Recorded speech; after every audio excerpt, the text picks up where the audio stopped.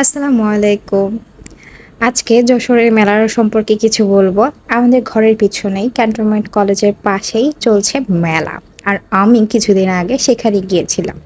ঠিক কেমন লাগলো মেলাটা, কতটুকু ভালো লাগলো, কি অবস্থা, সেটাই আজকে জানাবো আপনাদেরকে। যশোর ক্ষুদ্র ও কুটির শিল্প মেলা 2024। ফেসবুক খুললেই অনেকেই দেখছি যে যশোরের অনেকেই গিয়েছে এই মেলায়। অথচ বাসার কাছে হওয়াতেও আমি এতদিন যাই না এই মেলাতে। প্রচন্ড গরমের কারণে আমি ওয়েট করছিলাম কখন একটু বৃষ্টি হবে, তারপরেই যাব মেলাতে। বেশ কিছুদিন ঠান্ডা আবহাওয়া দেখে হঠাৎ করেই প্ল্যান নিলাম আজকে যাব মেলাতে।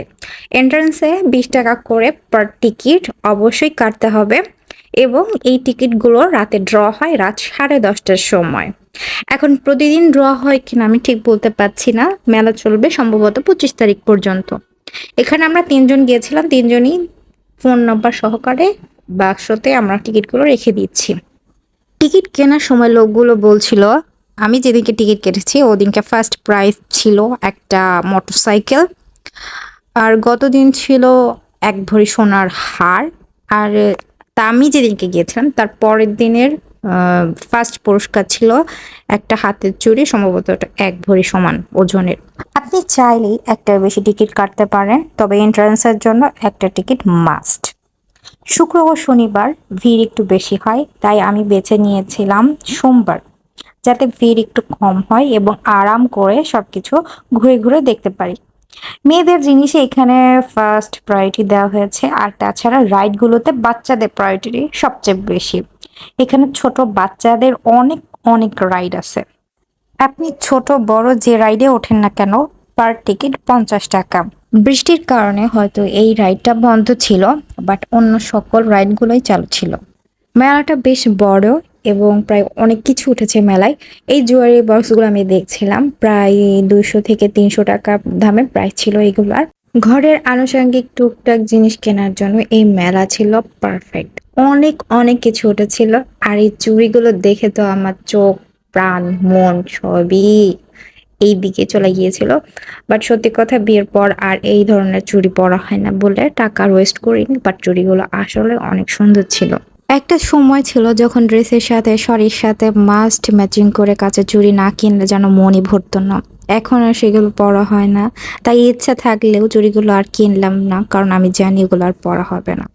ঠিক তার সাইডে চলছে কনসার্ট। কনসার্ট ঠিক রাত 10টা পর্যন্ত চলে এবং বেশ ভালোই গান টান হয়। আর এই যে আরেকটা গেট দেখতে পাচ্ছেন, ওখানে হচ্ছে সার্কাস হয়। সার্কাস অনেক রাত থেকে শুরু হয়, এজন্য ওখানে আর টিকিট কাটি নাই, টিকিটের প্রাইসও জানি না। তবে আপনি চাইলে ওখানে সার্কাস দেখতে পারেন। প্রতিদিনই সার্কাস থাকে, কনসার্টের অনুষ্ঠানও থাকে, হয়তো বা 25 তারিখ পর্যন্ত ঠিক এভাবেই চলবে। কনসার্টের ঠিক পাশেই অনেক রকম কালারফুল লাইটিং করে খাবারের দোকানগুলো বসেছে, বাট আমি ওখানে আর যাই নাই, কারণ এই যে সাউন্ডের বিটগুলো এত পরিমাণ ছিল যে আমি দূর থেকেই এটা একটু রেকর্ড করলাম।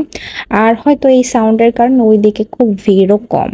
সার্কাসের গেটটা আমি বারবার দেখছিলাম, যদি অনেক রাত করে সার্কাস না শুরু হতো আমি সত্যি সত্যি টিকিট কেটে দেখতাম যে সার্কাসে আসলে কি হয়। আমার অনেক দিনের শখ সার্কাসে কি হয় সেটা জানার, বাট আফসোস কখনোই আসলে সেভাবে দেখা হয় না, কারণ অত রাত পর্যন্ত কখনোই আমি বাইরে থাকি না। পাশেই দেখলাম এই লোক এই কয়েকটা জিনিস বিক্রি করতেছে, বেশ ভালোই লাগতেছিল কিভাবে কিভাবে এক চোখে নিমেষে সব কেটে ফেলতেছিল। জিনিসটা ইন্টারেস্টিং দেখে আমি একটু ভিডিও করা শুরু করেছিলাম, আর ব্যাস এই লোক ভেবেই নিল যে আমি এগুলো কিনে নিব, আর আমাকে তো এখান থেকে যাইতেই দিচ্ছিল না। বাট এগুলো আমার কেনার কোনো রকমই ইন্টারেস্ট ছিল না। আচ্ছা, ঘর সাজাতে কোন মেয়েরই না ভালো লাগে, এগুলো দেখলে মন চাই যে সবগুলো কিনে ফেলি, কিন্তু আফসোস এগুলো কিনে আমি করবো এটা বা কি। কিন্তু দেখতে ভালো লাগে তাই দেখছি। মেলায় আসবো আর নাগরদোলায় নৌকায় উঠবো না তা কি হয়? এখানে নাগরদোলায় বা আপনি নৌকায় যেখানেই উঠেন না কেন বা ছোটদের যে কোনো রাইডে উঠেন না কেন, পার পিস 50 টাকা, এর আগে আমি বলে দিয়েছি। আমি আর আমার ভাই উঠে গেলাম নাগরদোলায়। বিশ্বাস করেন, প্রায় 35 থেকে 37টা পাক দিয়েছে আমাদের এই নাগরদোলায়। লোক তেমন ছিল না, ভিড়ও ছিল না, টানা 8 মিনিট এটা চলেছে, এবং সত্যি কথা আমি খুবই এনজয় করেছি। বাট ফার্স্টে ভয় পেয়েছিলাম, ওঠার সাথে সাথেই লোকটা একেবারে টপে আমাদের রেখে দিয়েছিল আর ওঠার সাথে সাথে এটা এভাবে দুলতেছিল।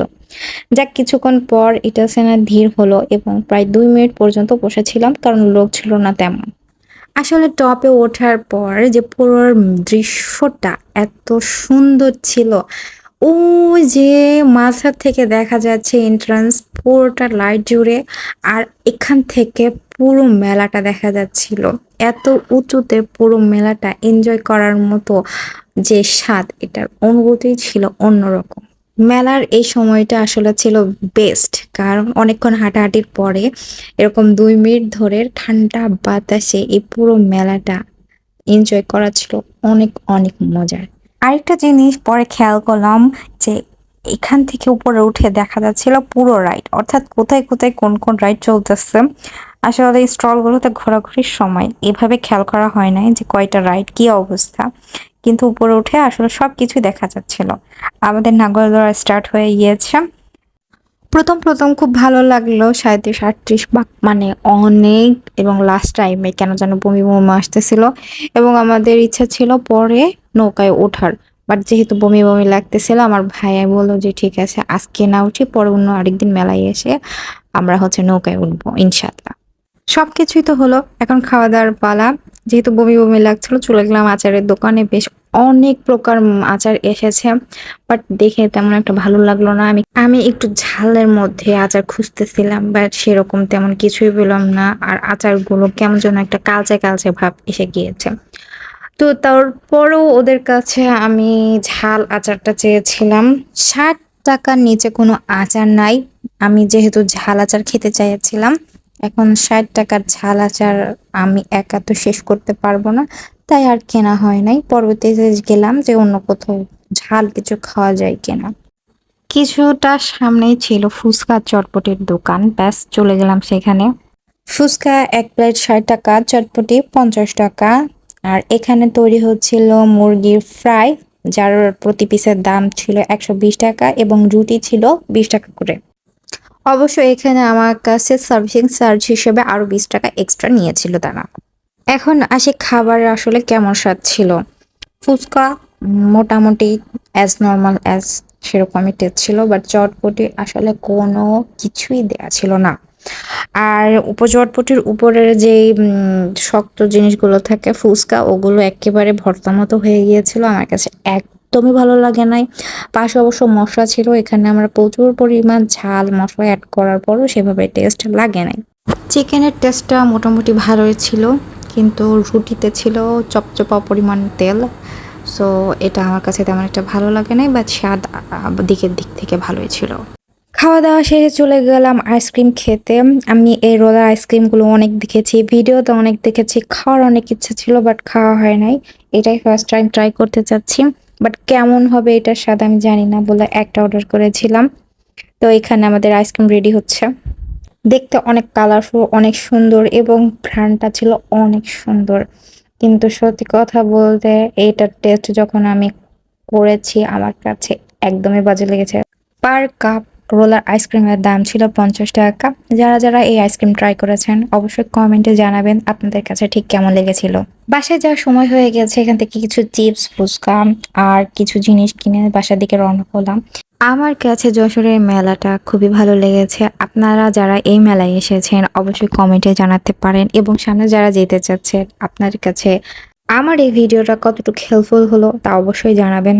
ভিডিওর প্রথমেই বলেছিলাম আমার বাসা থেকে মেলা দেখা যায়, দেখেন মেলাটা কত সুন্দর দেখা যাচ্ছে এখান থেকে। আজকে আর না, সবাই অনেক ভালো থাকবেন, আমার জন্য দোয়া করবেন। নেক্সট কোনো ভিডিওতে আবার দেখা হবে, সবাই ভালো থাকবেন। আসসালামু আলাইকুম।